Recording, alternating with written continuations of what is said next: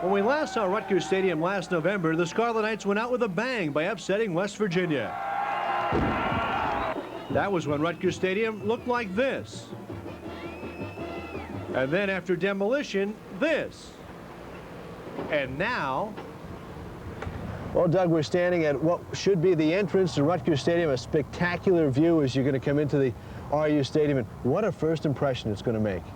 Oh, Pat, it really is. You know, as you come in the north end of the stadium here and you come through Athletes Glen and all the trees and the surrounding area, then this is really the first thing you're going to see of the stadium itself and all the greenery in the fall and so on. It's really going to be quite a sight.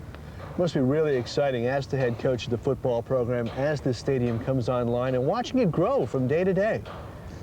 Well, you know, this is, you know, really been an interesting time in the history of Rutgers and Rutgers football in particular, obviously, and I just feel so fortunate and so lucky to be here at this time and to see all these things happening. And, you know, so many people have put their hands together to make this happen with, obviously, the Governor Florio and the Senate and the Assembly and the Sports Authority and Bob Mulcahy and just the Department of Transportation to get done what we had to, everybody. It's just, and it's now to really see it happening it's really overwhelming, it really is.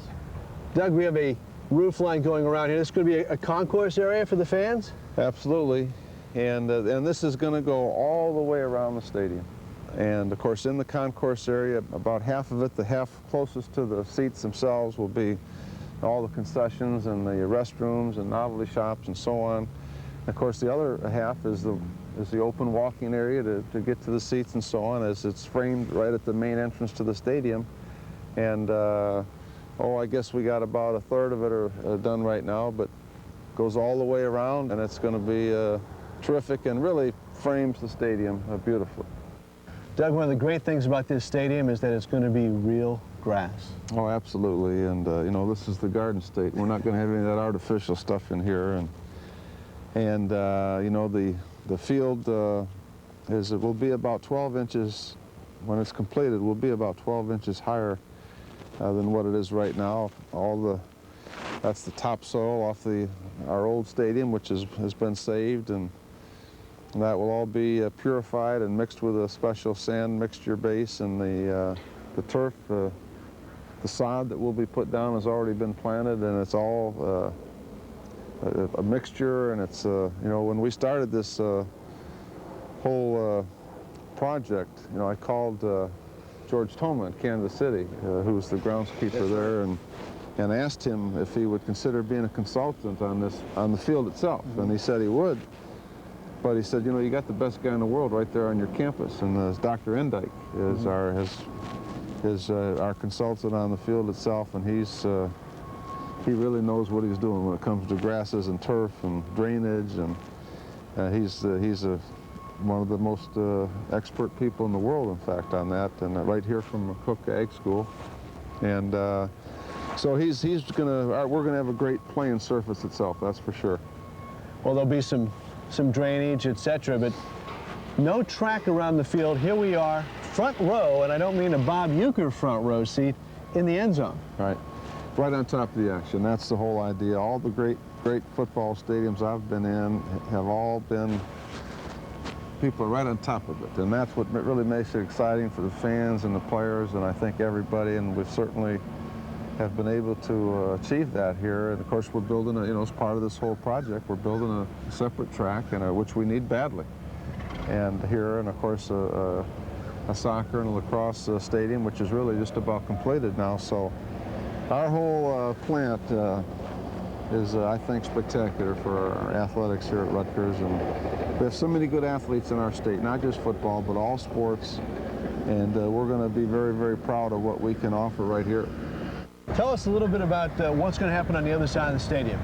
Well, really, the other side, Pat, is just going to be a mirror of this side. It's going to be identical. And we're standing here right now about halfway through the end zone, which will be down here. They're just starting to build the wall up on the other side that coincides with this one. Going this way, this is all poured concrete. And then where it stops right there becomes a precast. And so they still have to put in all the steel work, but from that point on, it goes up just like an erector set.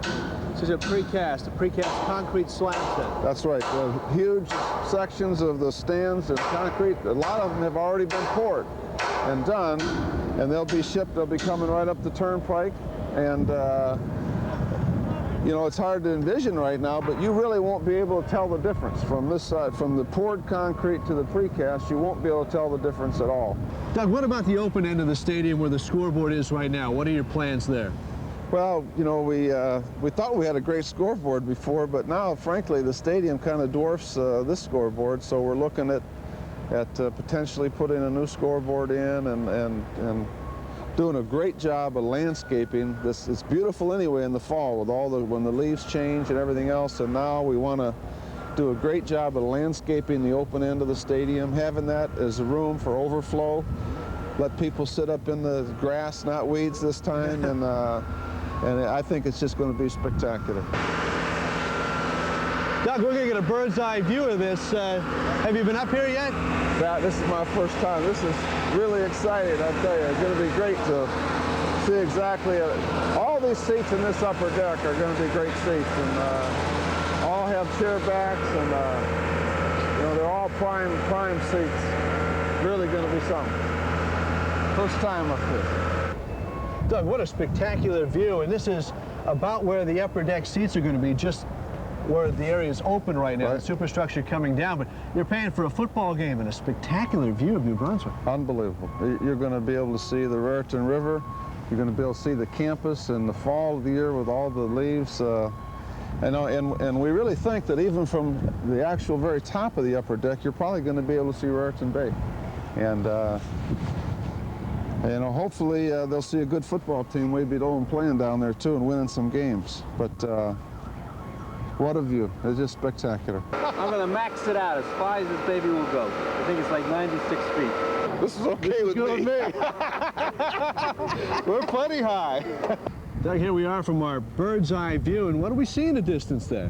Well, I'll tell you what, for the first time ever, Pat, when we talk about on the banks of the old Raritan, we really can see it from the football stadium here, and this is where the top of the upper deck, this is where the folks are going to be sitting, and it's spectacular view of the field, looking right down on it, and a spectacular view of New Brunswick and the Raritan and the Bush campus behind this golf course. So it's just beautiful.